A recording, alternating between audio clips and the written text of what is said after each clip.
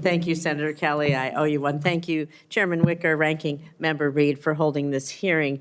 And Mr. Hegseth, I appreciate your service and your willingness to serve again. However, I am deeply disappointed that you would not agree to meet with me, as other members have said on this committee prior to this hearing, as is the precedent for this committee and others. So let me tell you a little bit about what I would have talked about had you made yourself available prior to the hearing. Nevada is home to the premier aviation training ranges for both the Air Force and the Navy, the largest ammunition depot in the world, and the only place in the country where we are able to verify the reliability of our nuclear stockpile without the need for explosive testing. The Nevada National Guard is one of the only few units across the country with the mission of fighting wildfires. That's for another hearing. And currently activated to fight the devastating fires around Los Angeles in support of our neighbors. We therefore play a critical role in our national security, and the person who holds the position of Secretary of Defense matters greatly to Nevada service members and our military equities.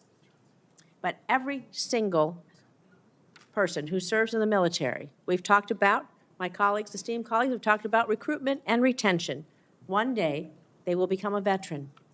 So my veterans and the folks who are serving active duty now are concerned about what you think.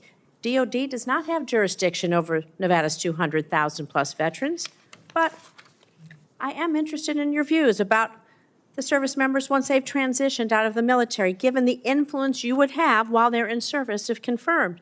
In 2019, on a segment of Fox and Friends, you said that veteran service organizations, VSOs, I'm going to quote, encourage veterans to apply for every government benefit they can ever get after they leave the service.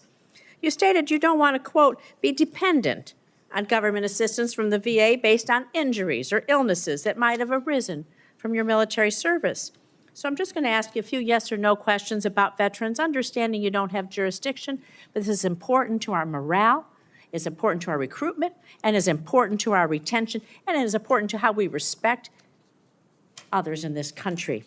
So, yes or no, please, do you believe that VSOs are wrong to support veterans in obtaining the benefits that they have rightfully earned and deserved when they signed that line like you did for your service? Senator, yes or veterans no, please? Deserve the benefits they've earned. I have been in many battles with traditional veteran service organizations over differences of opinion about how to deliver those services, yes including or no? veterans' Do you believe choice, VSOs are wrong? Which is VSOs is a very broad term. We were a VSO also, ma'am. But some of those services took a traditionally should they be able to help the veterans obtain the benefits that they have earned? Yes or no? Should anyone be able to help? Every veteran should have rapid access to all the benefits Do you believe that veterans veterans should be ashamed for having sought and obtained the benefits that they have earned? Do you think veterans should be ashamed to seek out benefits? Senator, I think we should be ashamed as a nation of the amount of veterans that commit suicide because they hit a brick wall. They commit suicide because they hit a brick wall of the bureaucracy of the VA, and reformers are not courage enough. How about veterans who suffer lasting injuries or illnesses due to their military service? Do you think they deserve our support and assistance?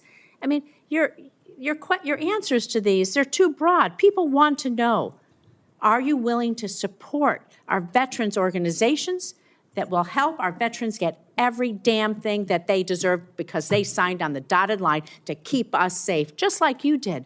I respect that. Will you? Senator, with all due humility, I don't know that there's anyone in this room over the last 20 years that have worked harder to ensure that our veterans are taken care of. It has been a passion of my life, alongside with so many on this dais, to make sure that veterans receive, and it is a recruiting crisis. But you said that veterans are dependent on the government. They don't want You said veterans are dependent on the join. government. Do you believe that veterans getting these benefits are dependent on the government, or do you believe it's a benefit they've earned and deserved through their service? It's a benefit they've earned and a hand up to the next chapter of their life. But these are your words then. So you have again changed your position. Where you believe the veterans are dependent, now you believe they've earned and deserved it. I just think it's disrespectful to change that position. These are benefits that people may need throughout their life and may not know when they need them or how they're going to need them, and they need to be there when they do. Thank you. I'm going to move on to my next question. America's role in the world. Our alliances, the threats America's facing, they're serious, they're wide-ranging, from China to Russia to Iranian-backed terrorism. So do you agree with the National Defense Strategy that the U.S. cannot compete with China, Russia, and their partners alone, and certainly cannot win a war that way? And this is a quote from the National Defense Strategy. Is your interpretation that American first foreign policy is America alone? Does that include abandoning our allies and partners such as NATO, Taiwan, Israel, and others? And if we can't win alone and we don't strengthen our strategic partnerships, I would say that position, your position, places on a strategic path to lose to our adversaries. So maybe you're okay with choosing that path for America. I want to know how you square that position with the positions you articulated in your book, where you wrote that NATO is at relic, at best a distraction, and should be scrapped and remade. Are you okay with sending us down a path where we can't win?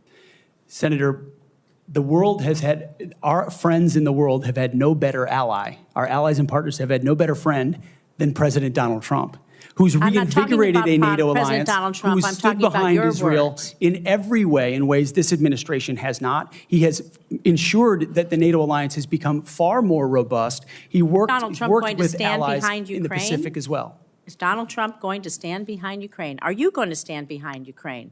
You say he's the strongest president. President-elect Trump said he will end the war in Ukraine before he takes office. Okay, so less than a week before he's inaugurated, to the best of your knowledge.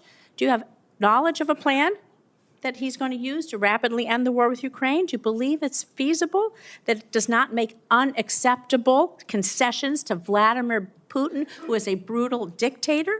And are you going to give President-elect Trump the military advice that you have given others to achieve the objective of us winning the war in Ukraine? How do you think a rapid end to the war that Vladimir Putin started will affect the United States standing across the world? Senator, I will always give clear guidance, my clear guidance, best guidance to the President of the United States on matters like that. Do you think that if we concede to Vladimir Putin that will hurt our credibility with our allies and partners? And do you not believe that our adversaries are watching? Perhaps you can take that for the record, Mr. Hegseth.